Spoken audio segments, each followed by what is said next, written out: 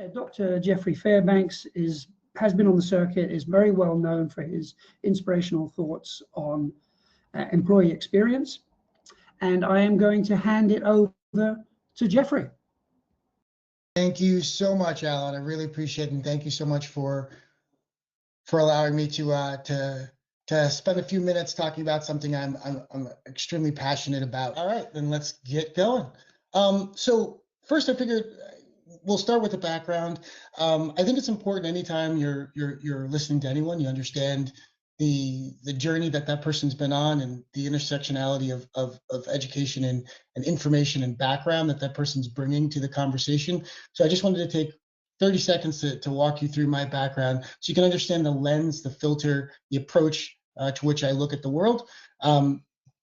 My background pretty much started at the Ritz-Carlton. So when you think about hospitality, when you think about an employee and customer experience, they are known in the industry as one of the best and the brightest, and that's where I cut my teeth coming out of college. And so my first real job was in that hospitality world. I then subsequently transitioned into the financial services space and spent years at State Street working with their executives on their information technology landscape.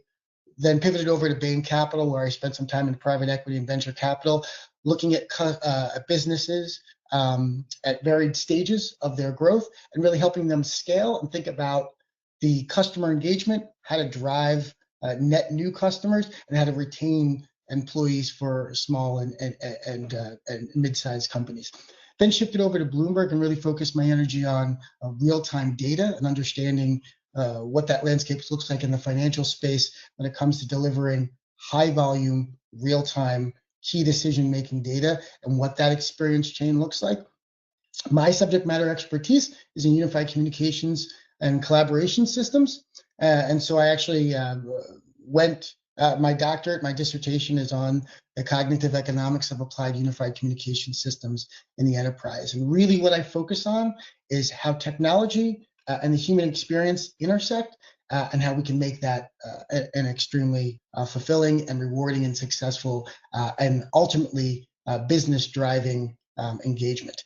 And then lastly, I spent 10 years in the United States Army as a signal and geospatial intelligence officer. And so my job within the Army was to drop into battlefield locations anywhere in the world and within 24 hours set up a battlefield network. So the idea was, irrespective of where the engagement is in the world, I should be able to drop in with technology, set up an entire network of communication systems, and then create battlefield comms. If anybody knows anything about the military, you move, you shoot, you communicate. My job was the communication part of that. And so I've got an appreciation for high stress, low resource, high stress environments, and how people and teams can work together to accomplish very difficult tasks in very short periods of time. My formal education side is really structured of 5. I'm a lifelong learner. I love to engage with education, and I read a ton of case studies and engage with the data in that way. So I have an undergraduate, I have a bachelor's degree in music industry and a bachelor's degree in business from Northeastern. I have executive certifications from MIT with leadership, strategy, innovation, and strategy. I have a master's degree, an MBA, a master's in business administration from Southern New Hampshire University, master's in information technology from Columbia University, and my doctorate's from Drexel University. So that's the lens, that's the approach, that's the look I'm coming at, and that's important for you to know as you listen to the rest of it. So what's my day job? What's my role? What do I do? NBC Universal is a $39.2 billion company. It's nested within Comcast, and Comcast is about a $180 billion market cap company. And so we are nested within that larger corporation. But NBC Universal, as it stands alone, is $39.2 billion. We have approximately 60,000 employees. That number fluctuates depending on seasonality. If you imagine our theme park business or our Olympic business, we scale up for those events and then scale down accordingly. All the information here that I'm sharing is all publicly available information. There'll be nothing in this presentation that isn't already publicly available, just so you know. We're broken down into 4 business segments. There's our traditional NBC brand, which you're probably most familiar with. That's our sports. That's our Peacock brand, our direct-to-consumer brand, and then our normal linear television broadcast station, NBC. We also have a news division that's focused on an online presence. So you've got NBC News, you've got NBC News Now, which is our online. We've got a Telemundo business, which is serving our Latinx and Spanish-speaking communities throughout the world. And then we've got our NBC Entertainment and Studios business. That's our Universal Studios, right? That's our film business. That's Focus Features is one of our brands, as is DreamWorks one of our brands. And so in our traditional cinematic and episodic film business, that is our traditional, our space. That's what we're known for. And then last, we have Universal Destinations and Experiences, and that is our theme park business. So if you've ever been to Orlando and been to Universal Studios, or in Hollywood, or in Japan, or Beijing, or Singapore, those are our locations, and we serve about 52 million people walk through our doors every year across that theme park business. My role within the ecosystem is I sit within a central corporate function called Workplace Operations, and I am the senior leader of that group. And my responsibility is to create an exceptional customer experience for our employees, and we consider them our customers. So an exceptional customer experience for our employees, as well as enabling our employees to provide an exceptional customer experience for our external customers. So my job is to make sure across all of these brands, in the 87 rooftops that we operate in, and the 60,000+ employees that we cover, have an exceptional workplace experience. So disclaimer I want to make sure I land here is that the views and opinions expressed in this presentation are my own and do not necessarily reflect those of NBC Universal, its affiliates, or any of their respective management or employees. This presentation is intended to be informative. This is my information, my lived experience, my journey, all the intersectionality of the things I just mentioned, all coming together and informing this presentation. And it's meant to invoke discussion and give you a perspective of what an executive operating in the landscape of a Fortune 30 company looks like and feels and views as far as XLAs are concerned within the larger dialogue or larger lexicon of employee experience. That is what this is meant to drive. So what we're going to talk about 7 things today. I'm going to try to get through all 7 of these things, but really we're going to bring you through that Gartner hype cycle.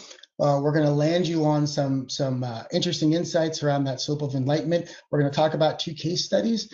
Unfortunately, I'm not going to be able to talk directly about case studies that are NBC specific, just because those are some restrictions I do have, but I will talk around the NBC environment, and I will give specific case studies that I can drill deeper into. And then I'll have some calls to action and some final takeaways. And hopefully it'll invoke a little bit of discussion, and we'll have some Q&A after. So let's get started. That's a lot of setup. Let's get started.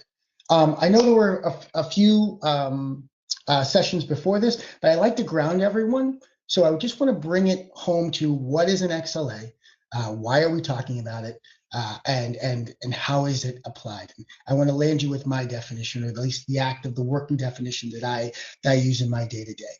So it is a formal commitment, formal contract, written down. Formal to me means written down, codified. It exists outside of your brain or outside of your hopes and wants and dreams. It is a real living, breathing document that you are working on and have agreed to and signed. There are engagement and customer expectations that you will deliver on. So it's a formal commitment between the service provider, in my case, the workplace operations team, and the people that I'm offering the experience to, in this case, the business segments and the employees of NBC Universal. It is a process, a document, a structure, a covenant that is focusing you on measuring and improving the experience that your customers are receiving. It is not operational metrics. So if you can look at this slide, and I'll walk you through, where an SLA, a service level agreement, differs from an XLA is that an SLA is more around measuring your ticket performance, like average speed to answer, in time to resolve, like average wait times, right? Those are more SLA driven activities. So system uptime, resolution speeds, those things. XLAs are around user satisfaction, emotional sentiment, like frustration levels, right? Those are XLAs because they are experience based. Harder to measure, arguably, I would argue, not so hard if we pay attention and look at the world around us. I think all of us know when our significant other is unhappy with us, even if they don't overtly tell us. All of us know when the person in front of you in line is frustrated, even though they don't tell you overtly. There are signs, signals, there are abilities. 80 to 90% of all of our communication is nonverbal.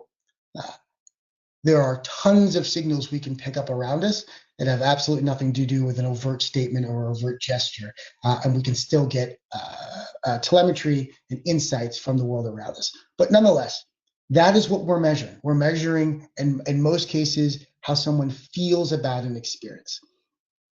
So what are those examples, right? If you have an IT, if you have an SLA, there's 95% ticket resolution, that's an SLA.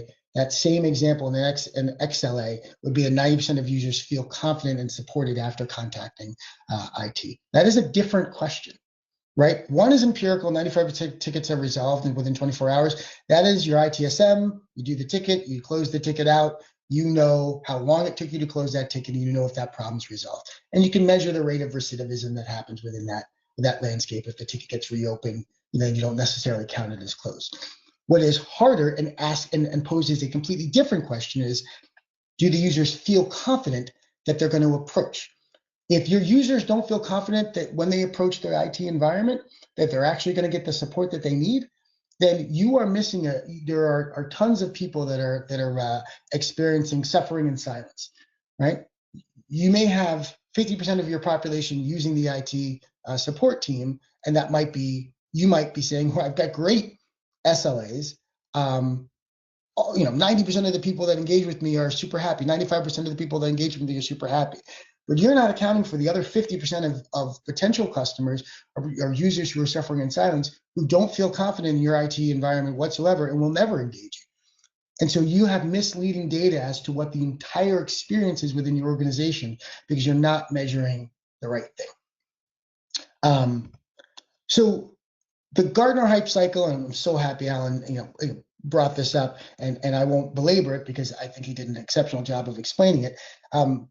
Where we found ourselves in 2021 coming out of COVID and going into this XLA landscape was everybody wanted data around the experience, and the notion, the concept of an SLA was more around direct feedback as to the experience that is currently being provided.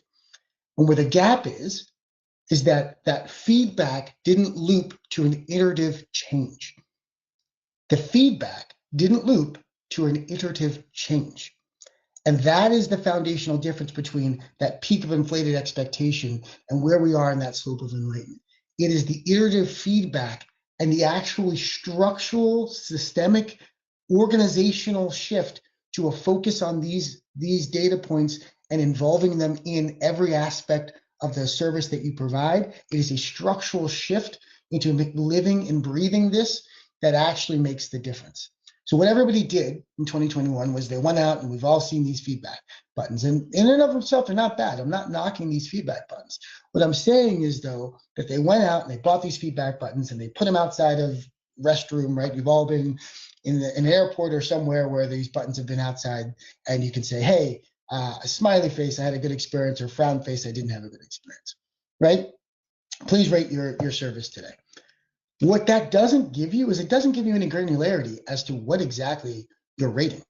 I go to use the restroom, and I have a happy face. Am I happy because the toilet was clean? Am I happy because the stall was nice? Was it bright? were the sinks in working order? Was there loud music? And I like loud music because the people next to me, I don't want to hear the people next to me. Why? What was great about the experience? You have no granularity there. All you know is that the overall general sentiment was that it was a positive experience. That in and of itself And if you take that and just say, look, we're delivering on our SLA, if we're using that feedback to determine if we're meeting our SLA, that is not an XLA. That is validating whether your SLAs are being met. If one of your SLAs is that your customers are happy with the general appearance of the facility, but that is not an XLA. And what winds up happening is we capture all this data around that feedback, around our SLAs, and we miss the opportunity to create exceptional experiences for our customers and for our employees. And you need to do both. You need to do both. I'll say it one more time. You need to do both. It matters that your employees have a good experience. It matters that they like coming to work. It matters that they feel valued and invested in and cared for, and that they feel good about what they're doing. That matters, because that will translate to the experience that your customers have. And if your customers have an exceptional experience, that will translate to top line revenue and bottom line profit. There are tons of case studies. There's tons of empirical research that's out there that demonstrates that. Take my word for it. Those things are inexorably linked. You must care about your employees. So a fun little test that I kind of like to do, because to bring us from 2021 to 2025, I think this is a neat little way to do that. So here we go. I am going to motivate you. Hopefully, if you've seen this before, don't spoil it for others. And if you haven't, then enjoy the ride. So the goal here is to see how many passes does the team in white make. So you see the team in black, you see the team in white. You are going to count the number of passes the team in white makes. That is the objective. All right. We've got an SLA, we've got XLAs, and we need to measure empirically those XLAs and those SLAs.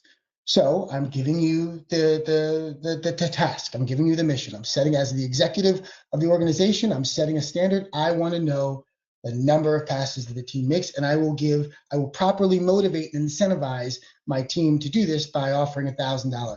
So if you are watching me now and you are counting the passes and you get the right number, then I will figure out a way to get you $1,000. Now that you're properly motivated, let's begin.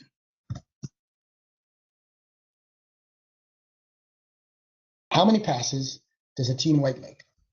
Here we go.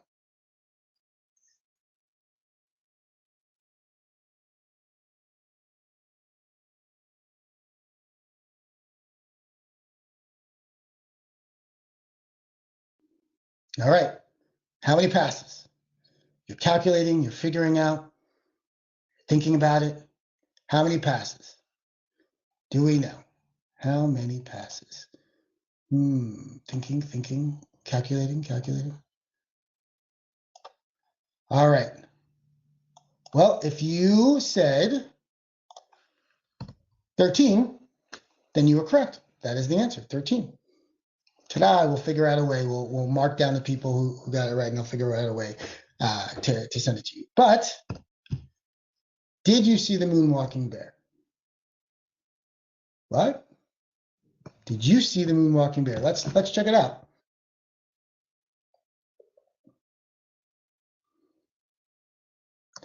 We'll roll it back and we'll play it again.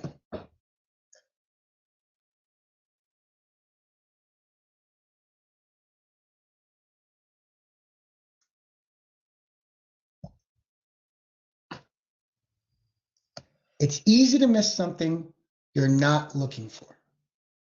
And the takeaway here is, once I prompted you around the moonwalking bear, it was pretty easy to see the moonwalking bear. And that bear was there in the first video. Sometimes people are like, oh, it's not there in the first video. No, it's there in the first video. It was always there. But you weren't looking for it. You weren't prompted for it. What you were prompted for was to count the passes. What you were incentivized for was to count the passes. What you were motivated for and what your SLAs were for was the number of passes. And so you miss wildly awesome opportunities that are moonwalking in front of you to improve experiences because you are not looking for them.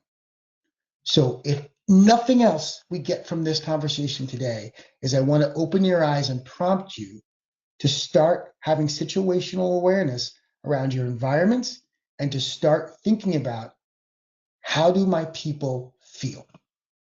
How do my customers feel? And it's not a soft and squishy kumbaya, let's come together. I want to be really serious with you for a second. I am a capitalist. I like money. I work for a company to make money. At the end of the day, our objective is to generate top line revenue, to generate value for our shareholders, and to grow as an industry and gain market share. That is our objective.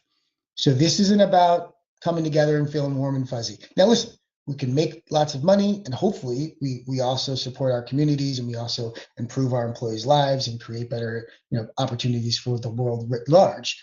But those are addition to our top line responsibility, which is to generate revenue for the company. So I'm not talking about this in a squishy feely way. I'm talking about this as a business imperative. In order to have a competitive edge, in order to have a differentiator, are you thinking about how your customers and your employees feel? So let's put this into practice with two case studies. The first case study I want to talk about is an organization that has reached the slope of enlightenment. We will see, time will tell whether or not these changes will redound to improvements in top line revenue, because for those of you who don't know, Starbucks is undergoing a pretty radical transformation in the customer and employee experience world. September 25th of 2025, a new CEO was announced, and the CEO decided to go back to basics. So Starbucks from 2024, from September 2024 to September 2025, had lost about $1 billion of top line revenue. There's $1 billion of bleed that's happening within the organization. Now, the CEO prior to the current CEO had done some amazing things in operationalizing.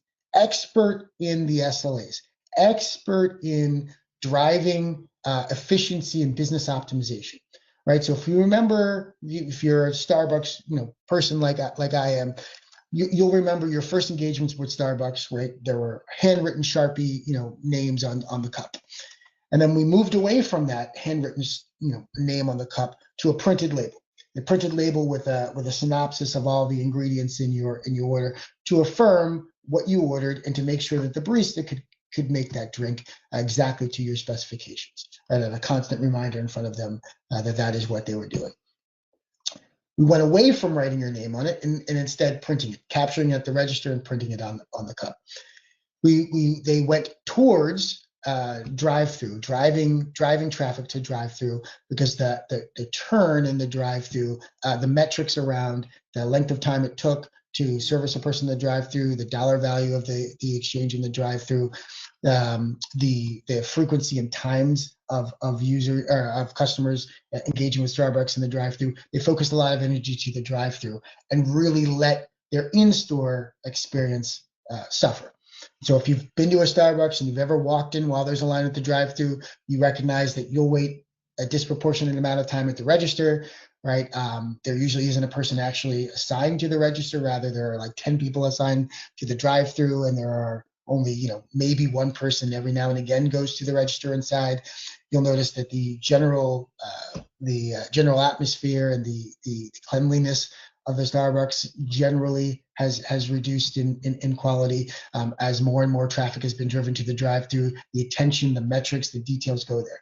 The customer experience has suffered. One of the things that was identified within the Starbucks landscape was the customers were losing their relationship with Starbucks. They were losing the relationship with what they loved about the experience. The aesthetics of the space, the free Wi-Fi, the engaging and welcoming environment, the ability to spend all day, working on a project, drinking and eating there at the establishment. The limited, the limited number but consistent menu items. Those experiences, the bathrooms and the cleanliness of the bathrooms, those experiences were waning, and instead the drive-through experience was the dominant player in the space. And so what was happening is the top line revenue was suffering. If there's no real engagement with the customer when you're in the car. You order, you wait, you get your drink, you're gone. there's much less of a window of opportunity to create a memorable or meaningful experience. You are in your car, that's your environment. You are with, the person that's sitting with you in the car, that's your environment, and you're leaving from one environment to a different environment. So you're already, you as a human, psychologically are triggered or focused on the next place you're going. You're paying attention to the surroundings outside of the physical space that is Starbucks. You're not paying attention to the Starbucks environment.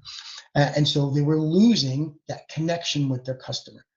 Same thing that printed, that is an informal engagement. Printing a label, printing your name, that is informal. It left less opportunity for each barista to get to know or observe, or even have a driver to observe the customers that were in front of them and engage with thoughtful, interactions or notes.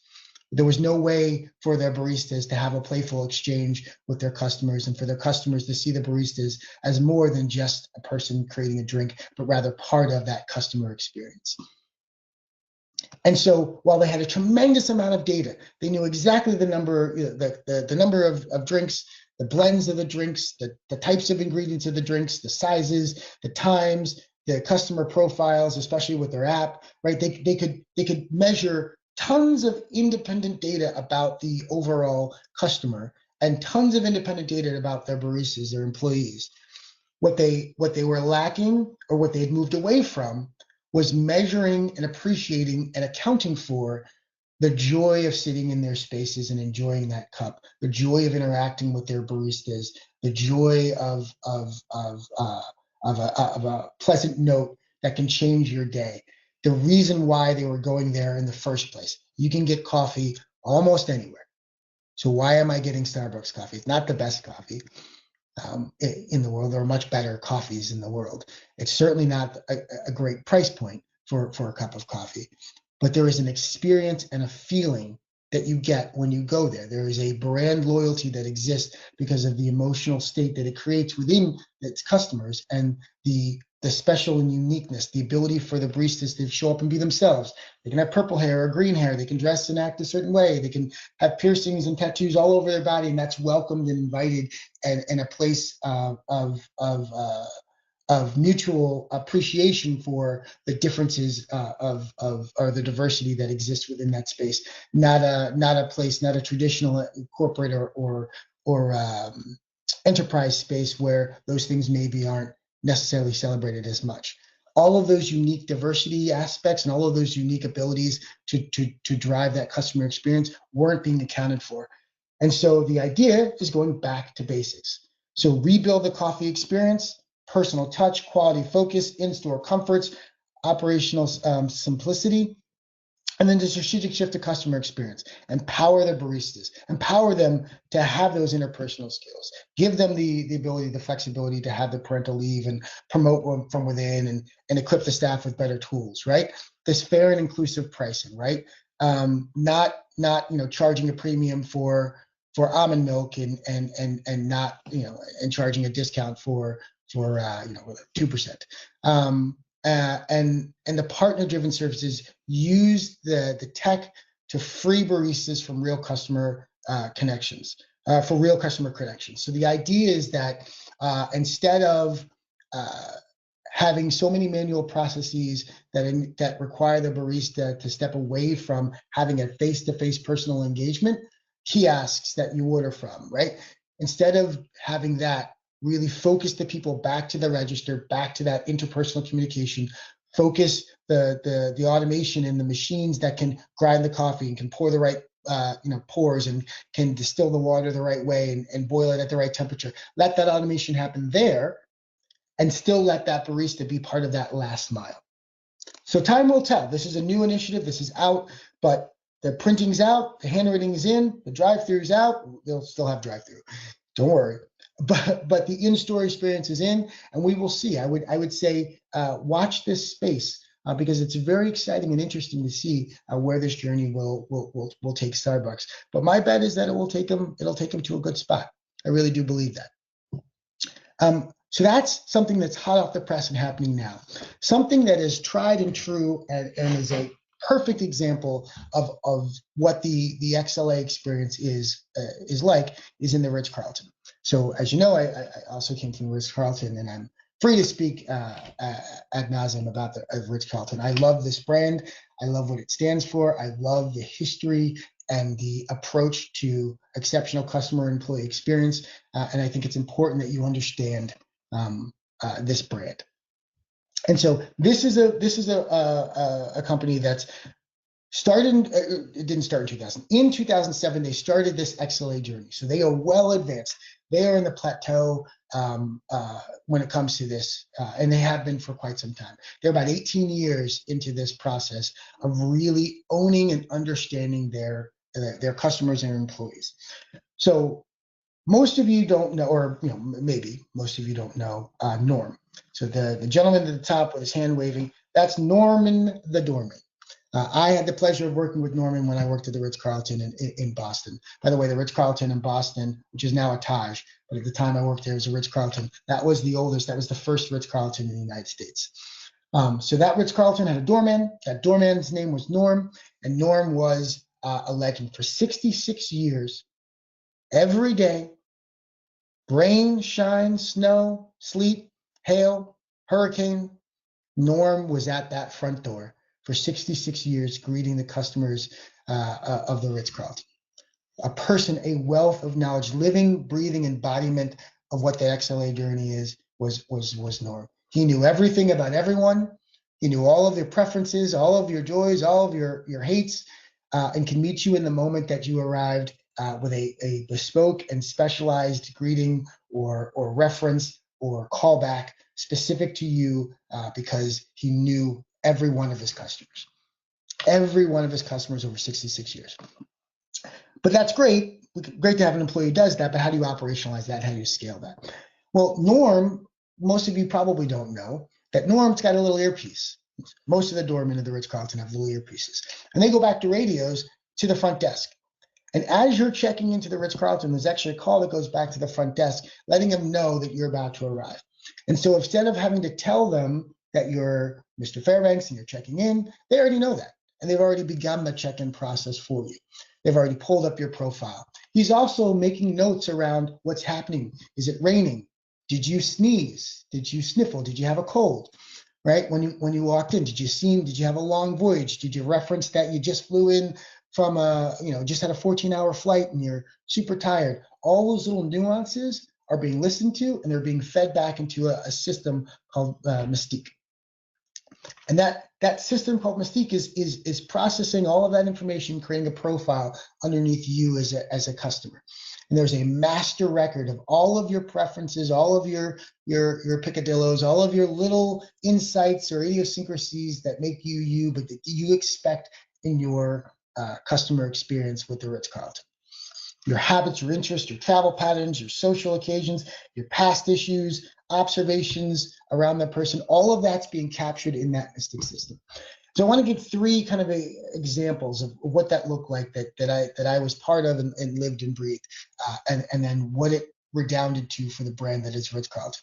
By the way, the brand is extremely successful financially and also is the number 3 luxury brand in the world when it comes to hotels. When you think about the number of hotel chains that there are in the world, there are about 500 major brands. There are well over 10,000 sub-brands or boutique brands that across the world. But the Ritz-Carlton is the number 3 brand, bar none, in the world, consistently year after year. It fluctuates between number 1 and number 3. It's kind of like the Ivies, like Harvard and Princeton, Yale. They kind of like fight for that first place spot, but they're all pretty good. Same thing with the Ritz-Carlton. It fights for that first place spot, but being the top 3, it's pretty phenomenal. So nonetheless, so Norman the doorman watches you check and he captures that data.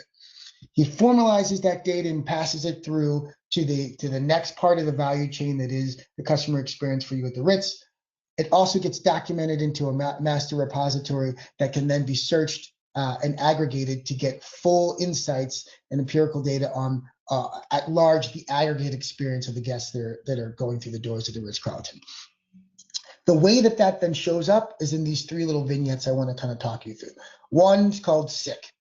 So like I said, Norm's the doorman, you come in, I witnessed this. We had a business traveler traveling, I was feeling under the weather. sniffling and sick. Not overtly crazy sick, but sniffling and sick. Norman called it out, let the front desk know. They expedited the check-in, so the gentleman who had been traveling, had also mentioned to be traveling for quite some distance, didn't have to wait too long at the front desk. That is nice because the portion doesn't want to wait there. That's also nice because you're keeping the environment less polluted for the other guests that are there. You don't want to have somebody who's not feeling well at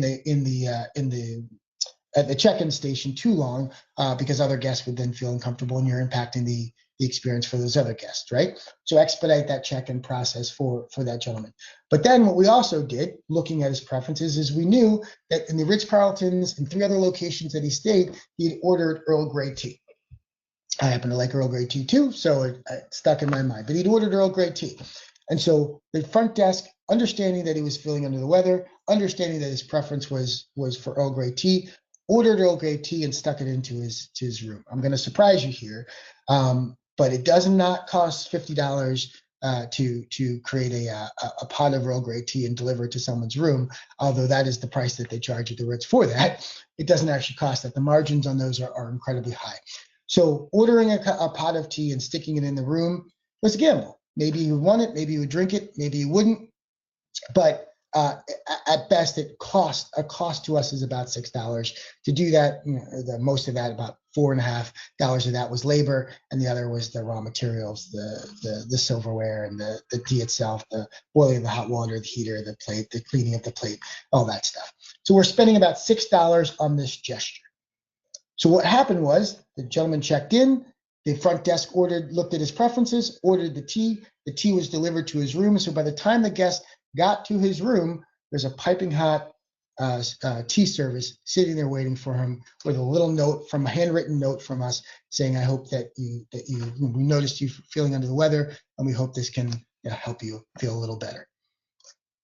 What did that person do? Because we tracked it. Every day that person ordered tea, 3 times a day. So now we have a $6 gift, our $6 expense that we front loaded, generated about $350 worth of revenue for us on the tea, just on tea service alone. But more importantly, it created an experience for that customer. They will never go to any other brand again. The way that the note that was written at the end of that stay, the way that they felt about how we cared for him in that moment, he will never go to any other brand. That brand loyalty, that story will be told over and over and over again by that customer. That experience is exceptional, and it's because it's fed by the data, operationalized at an institutional level, and then that constant iteration and feedback is there. And it's not just in a specific space, but rather spread out. So data-driven experience, executive sponsorship that is driven down by the executives of the Ritz-Carlton with a continuous feedback loop. That is that enlightened organization that's operating. Another great example is the pen situation. So that's a picture of a Mont Blanc Taj Mahal pen. That is a $2 million pen. I didn't know that pens could cost $2 million, but apparently they can. We had a gentleman in the Ritz. He had that pen, or a pen very much like it, and like we all do, he left his pen. Now, unlike my Bic pen, that's 13 cents. If I forget it, I kind of let it go. But he's on a flight from Boston, Massachusetts to Dubai, and so as you can imagine, that's a long flight, and there wasn't really a way for us to contact him to let him know that we had found his pen in his room and that he had left it. Now, when you calculate the price for a flight from Boston to Dubai, a business class or first class flight, it was about $14,000 at the time. Probably fluctuates depending, but at the time it was about $14,000.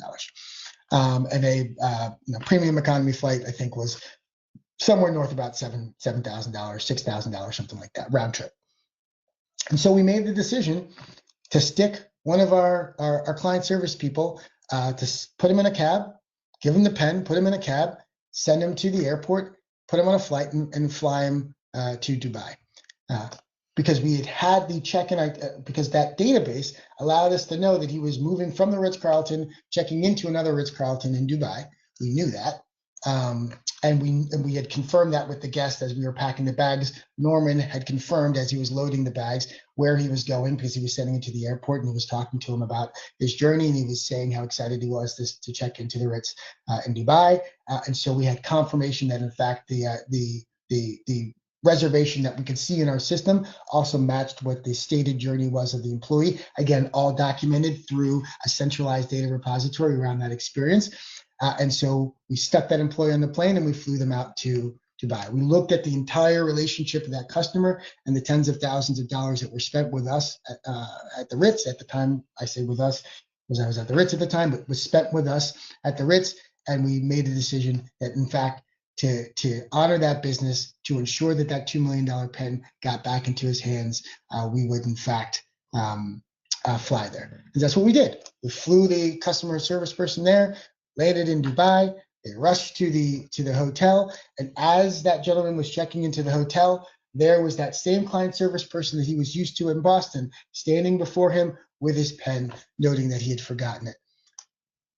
He never went anywhere else again. We looked at that we tracked for another 10 years his hotel history, and we don't know a definitive way of knowing that he's never stayed at another hotel, but every opportunity that there was a booking for a hotel, we saw that he chose to book with us across the entire Marriott brand, because Ritz-Carlton is part of the Marriott family. So if you look at the entire Marriott family, that relationship turned into about a $16 million relationship for the Ritz-Carlton, for a $7,000 investment. Any of you sitting before your boards, if you said, or sitting before your leadership, if you said, hey, I want to spend $7,000 to make $16 million, it'd be a very easy return on investment, a very easy conversation and a green light. But it was only easy because we had the data, because it was data-driven experience, we had executive sponsorship, and there was a continuous feedback loop that we could monitor and maintain and ensure that those outcomes were the right outcomes. And then lastly, I want to just talk about, which is another cool example, is the briefcase. We had a gentleman who was in the Ritz in Boston who was a lawyer who was preparing briefs for a trial and was flying to Chicago. And he left his briefcase in his room. And he called us frantically in Chicago when we landed the night before, saying the next morning he had to be in court at 10 a.m. He needed these documents. There was no way that he could fly back and then return back to Chicago. Was there anything that we could do? Again, looking at the relationship, looking at the customer, looking at what was the right thing to do for that overall experience, because he'd only stayed with the Ritz brand 2 times prior, so it wasn't a long time customer. We stuck a customer service representative, sent him to Logan Airport, put him on a plane, and we flew him to Chicago, and we hand delivered that briefcase with those documents to that attorney in more than enough time for him to review those briefs and then file them in court. He subsequently won that court or won that trial rather, became a partner in the law firm in Chicago, and then made the corporate account for that law firm Ritz-Carlton exclusive across the world. And we generated somewhere north of about $5 million from that relationship last I checked. About a $1,500 flight round trip, $5 million return on the investment. The customer experience matters. The employee experience matters. And when those things are in harmony and working and firing with both SLAs and XLAs, the delivery back to the top line, which ultimately redounds to your bottom line, is amazing. Have to do it. And so while I can't unfortunately talk specifically about the things that I do at NBC, what I can say is we've applied these methodologies in this approach, right? We have XLAs, we are data driven, we have executive sponsorship. I am one of the executives that sponsor this. We have continuous feedback loops, and because of that, we've been able to see over the time that we've instituted these practices a 7% increase in our top line revenue. We are a top 10 place to work from an employee experience perspective, and we've steadily moved up, and we've been for the last 3 years. And in 23, we saw the first time since 1939, I think, but the first time in quite some time, we were the #1 studio in the world, hands down. And so there is real business benefit to applying these practices across your landscape. And so the last thing I'll say is why is this important? If you don't believe these case studies, if you don't believe the return that we've got specifically, if you don't see how it applies to your specific environment, I leave you with this. There are tons of empirical data. There are a number of studies that link excellent employee experience with increased revenue. Those just exist. They're there. If you don't want to read those case studies or don't want to believe them because you think your space is unique or special or different, or it does not resonate in that way, then let's just go back to first principles around what your lived experience is. If I can't convince you from the data and I can't convince you through these case studies, then I want to convince you through your own lived experience. There's a famous quote that's attributed to Maya Angelou that was actually first said by Carl Barner, but it stands true no matter who said it. People will forget what you said, people will forget what you did, but people will never forget how you made them feel. That is an empirical truth of the human experience. And if that resonates with you in any way, shape, or form, then everything else around these conversations should resonate with you too. We can tell customers we care about them. We've all had that. We've all called the hotline and your call is important to us. No, it's not. You make me feel like it's not important to me, even though you're telling me it's important. And they'll forget what you did. Finally, you resolved my problem, but it took 15 attempts for me to resolve that problem, right? But they will remember how you feel. I can't believe I showed up in Dubai and my pen was there.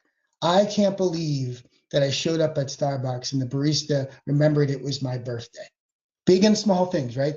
Fly to Dubai is a big thing. Remembering someone's birthday is a relatively small thing in comparison. But I feel connected. I feel part of this. I can't believe when I go to these theme parks, they recognize and remember me. I can't believe that when I go on to my Peacock subscription, that my last, the things that I care about the most are presented to me, and recommendations are presented and resonate to me. This speaks to me. They know me. They understand me. People will forget what you said. They will never forget how you made them feel. So the call to action is simple. Invest in the people, the platforms, and the practices that make experience management a professional discipline. Invest. Do it. The return will be there. And then the final thought is employee experience is no longer optional. You can't do it. If you think about the world, if you think about where we're going, especially when you layer in AI and the revolution that will bring, the human experience, the human connection, that differentiator, that will set the companies apart. It's not experimental. It's not